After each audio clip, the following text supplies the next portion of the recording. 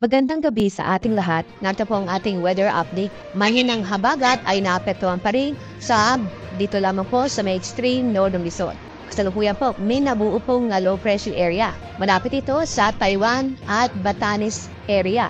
Kasalukuyan, ang layo ng low pressure area ay nasa 290 kilometers north-northeast ng Itbayat, Batanes. Base sa ating mga data at analysis, mababa tsansa na maging bagyo. Ito'y kikilos, January northward at maaari po sa weekend o bukas o sa linggo. Nasa labas na ito ng ating Philippine Area of Responsibility. At sa ating lagay na panahon bukas, meron pa rin pong epekto ng mahinang habaga doon lamang po sa extreme northern Luzon. Kaya niyo makikita, maganda at maliwalas sa panahon ang inaasa po natin sa Luzon.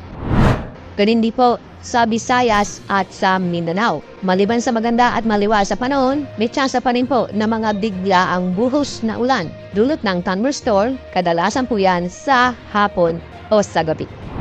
At sa ating lagay natin mga karagatan, safe naman pong pumalaw ang ating mga mabayan. Lalo na po yung gumagamit po ng maliliit na sasakyang pandagat. Dahil po dahil inaasahan po natin na maging banayad hanggang sa katamtaman ang paggalod.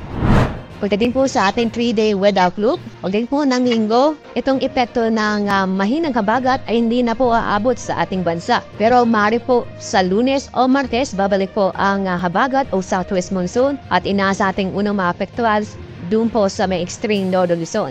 Sa Luzon, ninyo makikita, pero edad ho tayo, kung saan makakaranas po tayo ng bahagyang maulap hanggang sa maulap ang kalangitan. Maliba lamang po sa mga isolated na pag-ulan.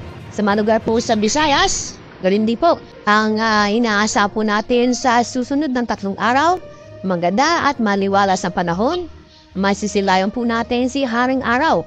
Pero may tsansa pa rin po na mga bigla ang buhos na ulan, lalo na po sa bandang hapon o sa gabi. Magandang panahon ang inaasa po natin sa mga lugar po sa Mindanao. Kung saan makakaranas po tayo halos buong araw ay bahagyang maulap na kalangitan. Maliban lang po sa mga isolated na mga pagulan, dulot ng thunderstorm.